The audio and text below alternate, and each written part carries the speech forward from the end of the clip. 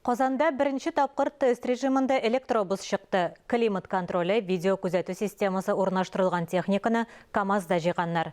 Тауышы да yok. Троллейбустан ойырмалы боларақ электробус электр шыбықлары бойынша йөрмей. Бүкілеріне әйленіп узу мүмкінлігі бар. Пассажирлар үшін де оңайлықлар көбірек. Салонда йомшақ отырғышлар кондиционер ішли. Инновацион экологик транспортның бірінші пассажирларының бірсі шәһәр мэрі Илсур Метшин иде.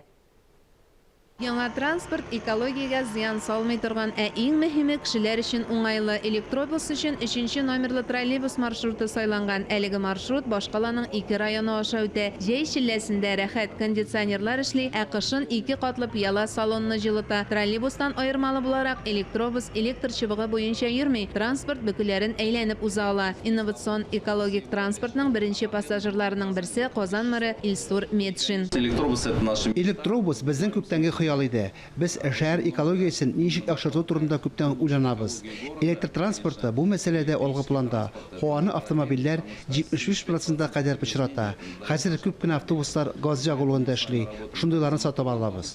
Заманча транспорт 80 кешегә исәпләнгән. Тулысынча корылган аккумуляторларда 50 км юл уза. Иң зур тизлеге сәгатенә 75 км җитә. Коляскалы аналар, инвалидлар мәнфәгатьләре искә алынган. Электробуста йөрү җайлы, тавышы да чыкмый. 15 минут эчендә аккумуляторлар 70%-ка кадәр, төнле троллейбус депосы территориясендә алар тулысынча корыла. Электробус сынау режимында шәһәрдә 3 ай йөрергә тиеш. Бу вакыт эчендә башкарма комитет белгечләре пассажирларның яңа транспорт турында фикерләрен, тәкъдимнәрен җыя. Алардан чыгып электробусны куллану буенча нәтиҗәләр ясала. Мөршидә Җихан, Анна Халиуллина, Тахир Хәсәнов, Татарстан яңалыклары.